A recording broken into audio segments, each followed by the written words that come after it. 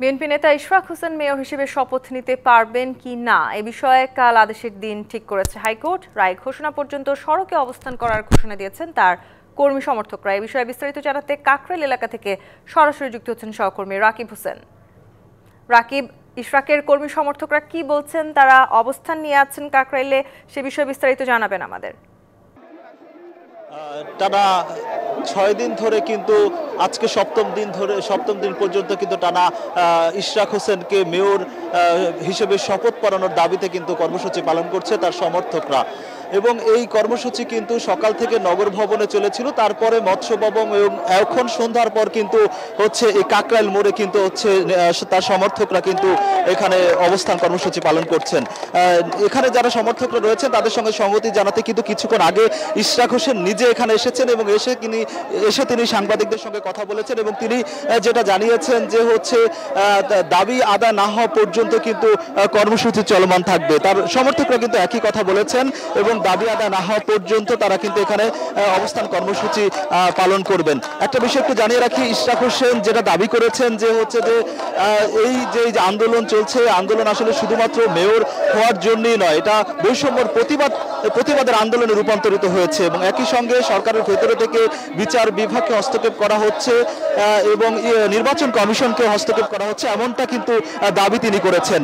এবং আগামী জাতীয় নির্বাচন নিয়ে কিন্তু সংশয় প্রকাশ করেছেন ইশরাক হোসেন এবং একই সঙ্গে তিনি যেটা বলেছেন যে হচ্ছে দ্রুত সময়ের মধ্যে নির্বাচনের রোডম্যাপ ঘোষণারও কথা কিন্তু তিনি বলেছেন।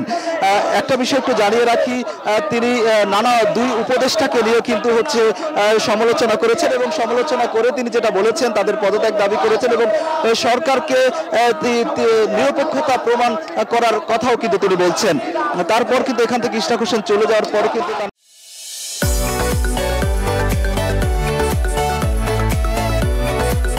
তার যে নেতাকর্মীরা আছেন এবং সমর্থকরা আছেন তারা কিন্তু আসলে কর্মসূচি পালন করছেন এবং তারা বলছেন যে যেসব দাবি করা হয়েছে সে দাবি পূরণ না হওয়া পর্যন্ত এই অবস্থান কর্মসূচি আসলে চলমান থাকবে।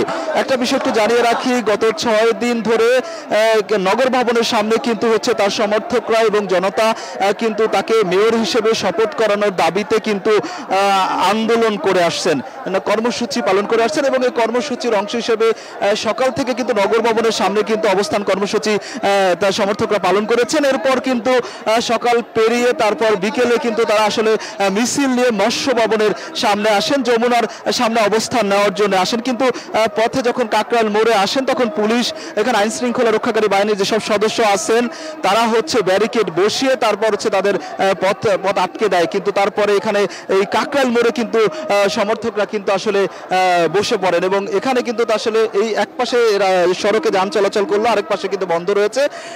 এই দাবি আদায় না হওয়া পর্যন্ত কিন্তু আন্দোলন চলমান থাকবে, এমনটা কিন্তু এখানে যারা সমর্থক রয়েছেন তারা বলেছেন। ইশরাক হোসেন নিজে এখানে এসেও তিনি কিন্তু একই কথা বলেছেন যে যেসব দাবি করা হয়েছে সেসব দাবি সরকার যদি বাস্তবায়ন করে তাহলে কিন্তু আন্দোলন থেকে সরে যাবে এবং দাবি আদায় না হওয়া পর্যন্ত এই আন্দোলন চলমান থাকবে। কাকরাইল মোড় থেকে কিন্তু এই ছিল সবশেষ আমার কাছে।